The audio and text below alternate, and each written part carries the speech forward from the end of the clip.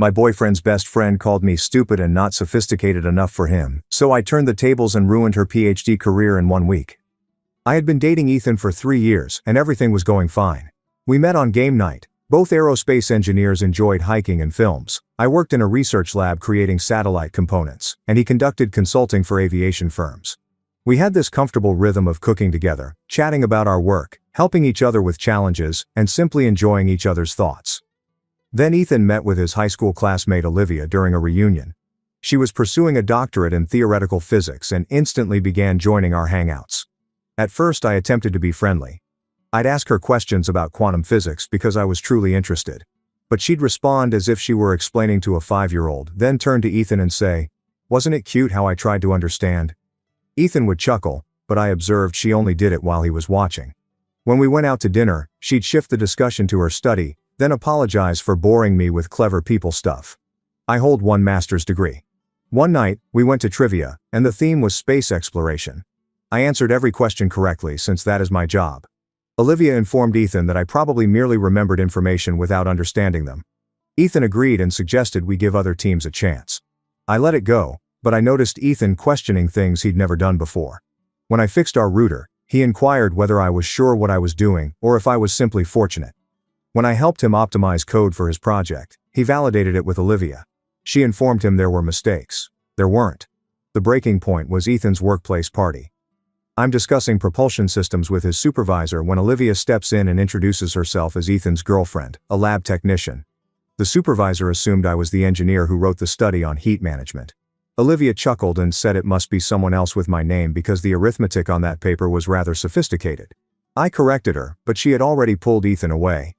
In the drive, Ethan mentioned that Olivia was concerned about our compatibility, that relationships work best when individuals are intellectual equals, and that I could be happy with someone on my level. I inquired as to what level that was. He elaborated. Olivia noticed I struggled with abstract concepts and relied too much on practical application. This lady had convinced my lover that I was too foolish for him. I asked Ethan whether he agreed with her. He stated she had made some reasonable observations about how our interactions were superficial. We spent last week analyzing the philosophical consequences of delivering awareness to Mars, but just on the surface. I understood exactly what was going on, but I chose to play the long game. I began appearing perplexed when Ethan explained things, asking Olivia to slow down when she spoke, and even purchased a slew of those popular scientific books and kept them about. Olivia ate it up. They began referring to me as Ethan's nice, uncomplicated girlfriend. Meanwhile, I began working on something extraordinary. Olivia's doctoral supervisor was Dr. Fitzgerald, with whom I had previously cooperated on 5 works. He had no idea she was pals with Ethan. I inquired about a new project incorporating quantum applications in satellite navigation. He was interested, so we began working together. Olivia had no clue her mentor was emailing me her study to examine, since my practical knowledge may help her theoretical work. Here's the trouble with her research. It was derivative. She'd repackaged existing frameworks with complicated arithmetic that clouded rather than clarified. Her code was inefficient, and her findings were not based on real-world factors. I prepared a detailed assessment, pointing out every error, every omitted citation, and every instance where practical application would contradict her theory. Dr. Fitzgerald was mortified that he had missed all of this. Then I discovered something worse. Whole paragraphs were copied from obscure Russian periodicals without proper acknowledgement. Not enough to detect with typical plagiarism detection, but enough to terminate a career. I documented everything and emailed it to Dr. Fitzgerald, expressing my profound worry about academic honesty. He phoned me immediately. The review board convened that week. Olivia was called in, assuming it was about her forthcoming defense. Instead, they showed her my findings. She tried to claim the parallels were coincidence, but I had discovered 15 instances over 5 publications. Her financing was withdrawn immediately. She had a week to clear up her workplace. Ethan contacted me in a panic because Olivia was having a breakdown and said someone had sabotaged her. She couldn't tell who it was because she'd alienated the majority of graduate students by continuously revising their work. Ethan expressed her need for assistance and asked if I could assist despite everything. I answered, "Of course," and brought over cookies and tea. Olivia's office smelled of old coffee and printer toner. The room was hardly larger than a closet, with bookcases and papers packed in disorganized heaps on every surface. She sat slumped over her desk, face buried in her hands, shoulders trembling. The tea I had brought lay undisturbed beside her laptop, steam rising in tiny curls. I sat on the plastic chair across from her and watched her cry. My heart was thumping so fiercely that I could feel it in my throat. She was saying the same things again and over. How could someone have set her up? How the plagiarism results were unattainable. How she had never stolen anything in her life. I nodded and made sympathetic sounds as my hands clutched my knees beneath the desk. Every time she glanced up at me with those red, bulging eyes, I had to work to maintain my expression, worried rather than happy. This was precisely what I had hoped for, the result of weeks of meticulous planning and preparation, but sitting here watching her world crumble seemed different than I had anticipated. Not a horrible difference, just curious. She wiped her nose with a tissue and began reading the review board's conclusions again. I pointed at her computer screen as if I could assist her uncover a flaw in their logic. I leaned closer and pretended to read the document she was presenting me, which I had written myself. She asked whether I noticed anything wrong with their findings, and I told her they seemed quite comprehensive. Her face crumpled again, and she rested her head in her hands. My phone buzzed in my pocket while Olivia continued to weep. I pulled it out, and Ethan's name appeared on the screen. The message inquired whether Olivia had said anything about who could have reported her. I gazed at the words for a long time, getting a chilly sensation in my gut. He had no idea. He was messaging his fiancée for information while I sat across from his friend, whose career I had just wrecked. I responded that she was too emotional to speak clearly, which was not a lie, and asked that he give her some space while the inquiry was ongoing. He replied with a worried face emoji and said he'd check in with her tomorrow. I put down my phone and looked at Olivia, who was looking blankly at her computer screen. She questioned whether I thought Ethan would still want to be her buddy after this. I assured her that of course he would, and that this did not affect who she was as a person. The words I spoke seemed empty, yet she appeared to find consolation in them. She thanked me for coming over and said she didn't know what she would do without my help right now. I stayed for another 30 minutes, preparing tea and listening to her about her research and how many years of work had been absolutely squandered. When I eventually left, she hugged me at the door and told me I was a great friend.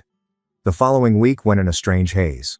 Ethan continued sending me updates on Olivia, how she wasn't returning his calls or texts, and how concerned he was about her. He claimed she had always been proud, and this must be hurting her. I agreed and said she simply needed time to comprehend things. We were sitting on his couch on Wednesday night when he mentioned it again, asking whether I felt he should drive over to her place and check on her.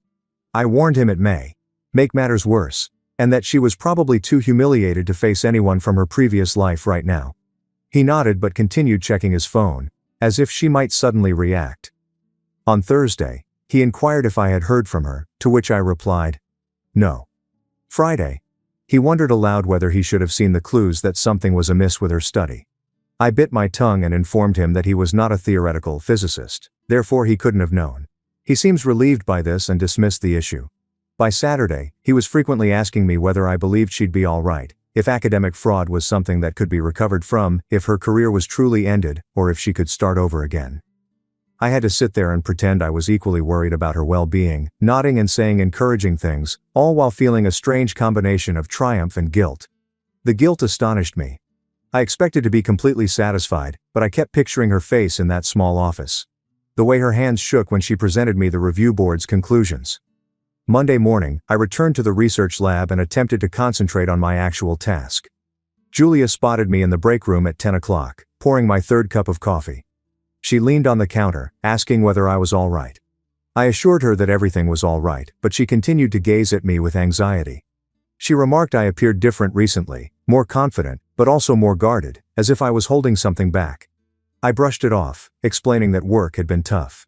She inquired whether everything was all right with Ethan, and I felt my grin freeze on my face. The question struck me differently than I had expected since I was now reflecting on what all of this had revealed about my relationship. Ethan had trusted Olivia above me. He questioned my IQ, skill and capacity to grasp fundamental ideas in my own profession. He'd done it so effortlessly and rapidly. 3 years of knowing me seemed little in comparison to Olivia's statements. I realized I hadn't yet absorbed any of that. I'd been so intent on hurting Olivia that I hadn't considered why Ethan was so willing to assume I was too stupid for him. Julia was still waiting for a response, so I explained that things with Ethan were complex right now. She asked if I wanted to talk about it, but I declined. She squeezed my shoulder and returned to her desk. That night, Ethan arrived at my flat with takeaway. We ate on the couch and watched a program on deep-sea animals. Halfway through he halted and looked to me with a serious gaze. He stated he had been thinking a lot about Olivia's comments about our intellectual compatibility. My gut fell, but my expression remained neutral. He went on to explain that he was beginning to question if he had treated me unfairly. I questioned what he meant by unfair. He squirmed uncomfortably and mentioned some of Olivia's observations concerning my difficulty with complex topics. Maybe they weren't true. Perhaps he had only been seeing what she wanted him to see. I could feel rage swelling in my chest like fire. He was only questioning his actions now because Olivia had vanished and he couldn't support her story longer. Nor because he noticed the problem himself, nor because he reflected on it and realized how offensive his behavior had been, but because his source of knowledge had vanished. I inquired whether he really thought I struggled with abstract topics. He paused, saying he didn't realize Olivia had been persuading. The rage became hotter. I inquired whether he recalled our talk about awareness and Mars exploration. He nodded. I asked whether it appeared superficial to him at the time, until Olivia informed him it was. He seemed uneasy, and confessed it hadn't. I placed down my breakfast and stood up. Ethan inquired where I was going, and I told him nowhere. I simply needed to relocate. I stepped to the window and gazed down at the parking lot. The conclusion appeared in my mind completely formed, as if it had been waiting there all along. I turned around and said that I needed to tell him something. He also put down his meal and sat forward. I gently recounted how I had evaluated Olivia's research for Dr. Fitzgerald, discovered the plagiarism, and recorded everything that led to her being booted out of the PhD program. The words came out steadily and clearly. I told him about contacting Dr. Fitzgerald, about the quantum navigation project that was really a pretense to gain access to her work, and about discovering the plagiarized portions from Russian documents. I revealed how I wrote the review that ended her career, and how I was the one who reported her to the Academic Integrity Board. Ethan's face became absolutely white. He looked at me as if I had just informed him I'd committed murder. The stillness between us seemed to last forever. Finally he questioned why I would do something so terrible. His voice was low, but I could detect the astonishment underlying. I moved back to the couch and sat down, leaving some distance between us. I reminded him of the router incident, when he questioned if I knew what I was doing or whether I was simply lucky. I mentioned the code review in which he verified my work with Olivia, despite the fact that I had been programming for longer than she had. I mentioned the workplace party where she told his boss I was merely a lab worker and laughed at the thought that I could have prepared the thermal management report. I detailed the vehicle trip home, when he said I may be happy with someone on my level. I recounted every time he had questioned my IQ based on her falsehoods. Each incident spilled out of my mouth like evidence in a trial. His face became paler with each example. When I finished, he attempted to say something, but I raised my hand. I asked him about the chat in which he agreed that we should give other teams a shot at trivia because I had most likely learned things. He closed his mouth and stared at his hands. He began defending himself, claiming Olivia was compelling, had a PhD, and appeared to be an intellectual authority. I cut him off before he finished. I inquired if my one master's degree wasn't persuasive enough, if my published research papers weren't authoritative enough, and if 7 years of experience in aeronautical engineering wasn't proof enough that I understood abstract ideas. My voice became louder with each inquiry. I asked whether he needed Olivia to tell him I was brilliant, or if he should have figured it out after 3 years of dating me. The pain on his face was clear now. He looked as if I had smacked him. Good. He was now grasping the gravity of what he had done to our relationship. He opened and closed his mouth repeatedly. No words are coming out. I waited. He eventually admitted he didn't know what to say. Hearing everything written out like that made him understand how terribly he had screwed up. I informed him it wasn't only that he had messed up. He was so quickly convinced of my incompetence. That a lady he hadn't seen since high school could appear and make him question my basic IQ in just a few weeks. Ethan wondered if the plagiarism was genuine or if I had made it up to damage her. The question irritated me so much that I had to take a deep breath before responding. I was truly outraged that he still questioned my professional integrity. I got up, walked to my laptop, opened my email, and retrieved the data I had provided to Dr. Fitzgerald. I showed him the original Russian papers beside Olivia's work. I showed out the similar paragraphs, phrase patterns, and lifted formulae. I led him through the 15 cases spread across 5 pages. I showed him how she modified just enough words to prevent automatic plagiarism detection, but retaining the fundamental concepts and structures without acknowledgement. I made him read the paragraphs himself and compare them line by line. I observed his expression as he realized her deception was genuine, that I hadn't made anything up. that I'd just done my job as a reviewer and discovered what was genuinely there. He sat back and placed his hands over his face. He apologized, saying he should never have questioned whether I was making it up. I closed my laptop and informed him that the plagiarism was genuine, but it didn't change why I'd sought for it in the first place. We spent the next 4 hours discussing everything. Ethan apologized again, stating he had no idea how he had let himself be twisted like that. He stated that he had become caught up in Olivia's confidence and his own insecurities over not having a PhD himself. He admitted that he had always believed he wasn't smart enough, that his consulting job was inferior to his research. Olivia had played straight into the dread. She'd made him feel like he belonged to an elite intellectual club by agreeing with her judgment of me. I listened to everything and tried to figure out if I could forgive someone who was so quick to dismiss me as incompetent. Part of me realized that insecurity causes people to do dumb things, but another part of me couldn't stop thinking about how swiftly he'd turned against me and accepted her story. He inquired what I was thinking, and I said that I didn't know yet. I stated that I needed time to analyze everything and determine whether trust could be re-established following an event like this. He nodded, saying he understood and would wait as long as I needed. We sat at opposite ends of the couch. The documentary was still on stop on the television, and the takeaway containers on the coffee table between us were cold. I left Ethan's residence after midnight and drove home with my hands trembling on the wheel. The exchange kept playing in my thoughts. He gazed at me as if he saw me for the first time in months. When I returned to my flat, I sat on the couch in the dark for an hour, trying to digest everything. The next morning, I texted Ethan saying I wanted some space to think about us. He answered right away, asking how much time I needed, and I honestly told him I didn't know. He arrived at my door that evening, carrying 3 boxes, his face pallid and exhausted. He'd packed up his belongings from my flat without asking. I saw him bring his spare work clothes from my closet, his extra toiletries from the bathroom, and the book he'd been reading off my nightstand. He went slowly and cautiously, as if he didn't want to disrupt anything. When he was completed, he appeared at my doorway with both boxes, asking whether this was what I wanted. I told him that was just what I needed right now. He nodded and departed without disputing. After he left, I wandered through my flat, noting all the empty spots where his belongings had been. The bathroom counter appeared larger without his electric razor. The closet featured a space where his coats used to hang. But somehow the place seemed more like mine than it has in months. I felt as if I'd been sharing it with someone who didn't actually see me, and now I could breathe again. 3 days later, I was at work, performing simulations, when an email from Dr. Fitzgerald appeared. He thanked me for thoroughly reviewing Olivia's study and acknowledged that my attention to detail had been essential. Then he stated how 3 other graduate students had expressed concerns about joint projects they had worked on with Olivia. Apparently my examination prompted a larger probe of her whole academic career. I sat there gazing at the email for a long time. A part of me felt gratified, as if I had unveiled something that needed to be revealed. But another part of me felt terrible, since I was the one who started it all. Would anybody have discovered the plagiarism if I hadn't gone seeking? If I hadn't been so upset about what she had done to my relationship? Would the other pupils have spoken up? I closed my inbox and tried to concentrate on work, but I couldn't stop thinking about how a single evaluation had derailed someone's entire career. Julia spotted me at my desk at 7 p.m. on Friday after work. I was gazing at simulation data that I didn't understand. She asked if I wanted to have drinks, and I answered yes without thinking about it. We ended up at a pub near the lab where we'd previously had team happy hours.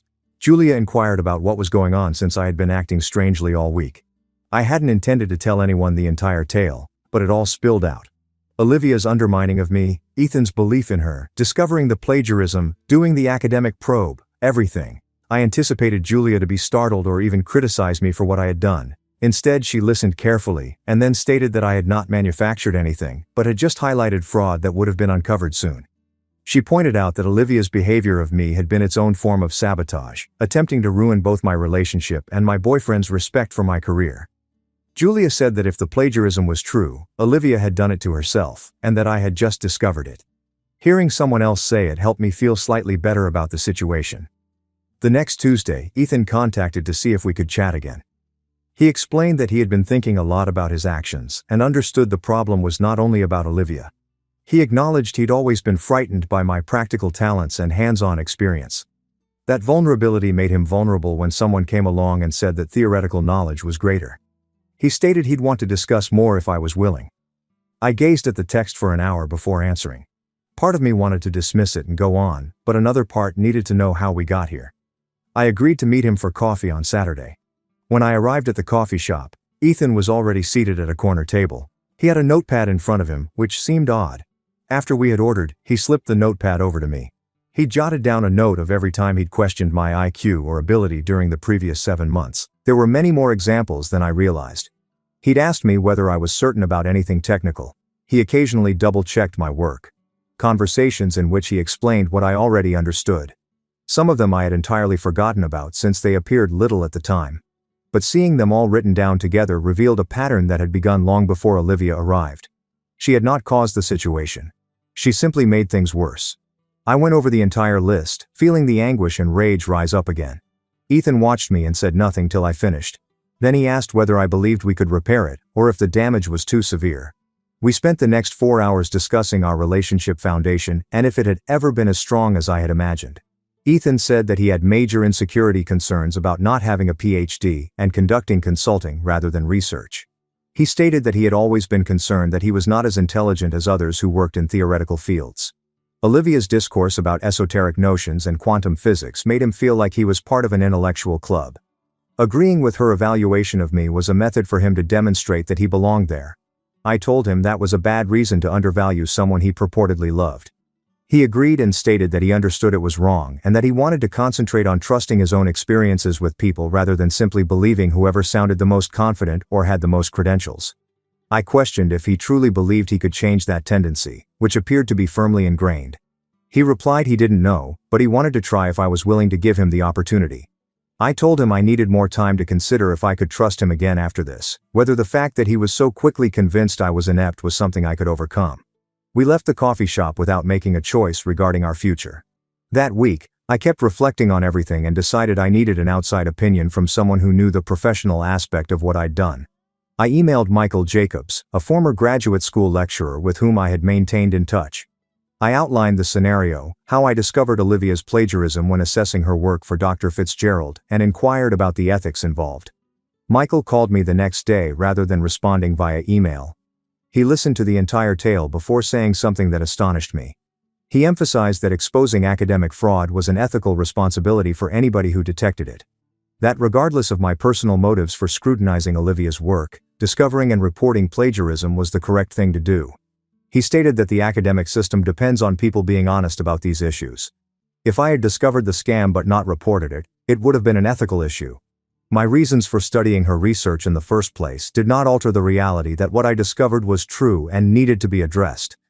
Talking to Michael made me feel less bad about the entire situation. 2 weeks after Ethan moved out, I received an email that made my stomach drop. It came from Olivia. The subject line simply stated, "I know it was you." I nearly erased it without reading it, but curiosity won out. Her email was not furious, as I had feared. Instead, it felt dejected and melancholy. She'd worked out my relationship to Dr. Fitzgerald, most likely by reading his emails after things fell apart. She stated that she now recognized that I was the one who evaluated her work and discovered all of the errors. Then she said something that astonished me. She said the plagiarism was true, but she convinced herself that the parallels to the Russian articles were accidental because the concepts appeared clear to her. However, when all 15 cases were shown together, she was unable to deny it. She said she'd become lazy and sloppy, taking shortcuts since she was behind on her research schedule. She knew it was wrong, but she had convinced herself that it wasn't too horrible. The email concluded with her stating that she did not blame me for reporting it because it was the truth. I read that email 3 times to determine how I felt about it. Part of me anticipated her to be angry and accusing. Accepting and acknowledging her own deceit was more difficult to absorb. I did not reply to Olivia's email, but I forwarded it to Ethan. He needed to recognize that his friend was both a fake and someone who purposefully wanted to kill our relationship. He phoned me 10 minutes after I sent it, his voice trembling. He started apologizing, claiming he had saw what had occurred, that Olivia had exploited him while being intellectually dishonest the entire while. He stated he felt stupid for not recognizing it sooner and for trusting her over me. I told him I appreciated his apologies, but I still didn't understand what it meant for us. We spent another hour discussing everything that had transpired. At the end of the conversation, Ethan asked if I wanted to attempt couples counseling. He stated that he understood we had severe trust and communication issues that he couldn't resolve on his own, that if we were to save our relationship, we needed professional help to figure things out. I was shocked he proposed it, as Ethan had always been suspicious of therapy. But I decided to try it because I wasn't ready to give up on us. We began visiting a therapist the next week. The first session felt awkward and unpleasant. We sat on opposite ends of this beige couch, attempting to explain what had brought us there. The therapist asked several questions regarding our relationship history and particular situations with Olivia. She assisted us in identifying trends that we had both overlooked during the course of the following sessions. She pointed out that Ethan's worry about his education and profession had caused him to overestimate theoretical knowledge and academic credentials while undervaluing actual experience. That dynamic had left our relationship open to someone like Olivia, who portrayed herself as intellectually superior. The therapist also helped me reflect on my own actions, how I chose retribution over tackling the matter openly, and how I contributed to Olivia's impression of me as less intellectual instead of sticking up for myself earlier. She stated we both needed to focus on communication and trust if we wanted to rebuild anything meaningful. Ethan began addressing his insecurity issues and learning to respect diverse types of intellect and skill. I concentrated on being more open about my emotions, rather than allowing bitterness to fester until I did something bad. It was a painstaking process, and some sessions were quite difficult, with both of us becoming defensive or upset, but things eventually began to improve between us. 3 months passed, and things with Ethan improved but changed. We communicated more about how we felt rather than assuming we understood each other. When I was wounded by anything he said, I informed him immediately away rather than allowing it to build up. When he felt uneasy about his career or our relationship, he expressed it to me directly rather than taking it out on me in strange, oblique ways. However, there was a new level of caution between us that had not before existed, as if we were both looking for signals that the other person might mistrust us again. I found myself occasionally waiting to see whether he would dispute my decision on something. And I could see he was doing the same thing, waiting to see if I was upset or plotting anything. It wasn't necessarily awful, just different from the easy trust we used to enjoy. We were creating something more honest, but it required more effort and focus than previously. My employer summoned me into her office on a Tuesday afternoon. I assumed I had made a mistake during the satellite component testing, but instead she informed me that I was being promoted to senior engineer. The role included a considerable increase and my own team to oversee the next-generation navigation systems project. I sat there surprised, because I had been so concentrated on the issue with Ethan and Olivia, that I hadn't known the promotion cycle was underway. My employer stated it was an easy decision because my published research and technical contributions over the previous year had been superb. I thanked her and walked back to my desk, feeling a strange combination of pride and relief. That night, when I informed Ethan about the promotion, he instantly hugged me and told me how pleased he was of me. He insisted on throwing me a celebratory dinner that weekend, inviting all of our friends and a few of his co-workers. At the meal, he started informing people about my research papers and technical knowledge without my asking. He identified particular projects I had worked on and explained why they were significant. It seemed like a test we were both passing, with him demonstrating his appreciation for my efforts and me allowing him to enjoy my accomplishment without questioning whether he had hidden reasons. A few weeks later, Julia approached me at work over lunch. She had an uneasy expression on her face and stated that she had heard something about Olivia through academic networks. She seems to have dropped out of the PhD program entirely, rather than simply taking a break. She'd returned to her hometown in Ohio to work for her family's commercial real estate firm. Julia said she believed I should know because the situation had been so chaotic. When I heard the news, I felt a confused knot in my gut. Part of me felt relieved that Olivia had suffered serious repercussions for her deceit and attempt to harm my relationship. She'd been revealed as a fraud and lost the career she'd been so proud of. But another part of me was uneasy with how totally her life had fallen apart. I had discovered actual plagiarism and poor research. That was true, but I did it with the intention of hurting her because of what she had done to me. The magnitude of her collapse, losing all she had worked for and having to quit academia altogether, felt heavier than I had anticipated. I thanked Julia for informing me and returned to work, but I couldn't stop thinking about it for days. Ethan and I discussed Olivia's condition that weekend. I told him what Julia had said and acknowledged a feeling awkward about it. He explained why I'd done what I did and how Olivia had brought the consequences on herself via her own dishonesty. But he also mentioned that he understood I was probably confused about being the one who started it. We agreed to keep working on our relationship, to stay together, and to continue going to therapy, to create something more honest than what we had before. What occurred had affected both of us. I realized now that I was capable of premeditated retribution, of plotting and carrying out someone's demise in a very intentional manner, which was an unsettling realization about myself. Ethan was aware that he was capable of betraying someone he loved, not through purposeful malice, but through weakness and insecurity, as well as allowing others to distort his perceptions. We were creating something more authentic than the comfortable rhythm we used to share. It was harder effort and less comfortable, but it seemed more solid, as if we understood who we were now, and chose one other nevertheless, despite our flaws and ability to damage each other. The fatigue was still present. However, there was something deeper,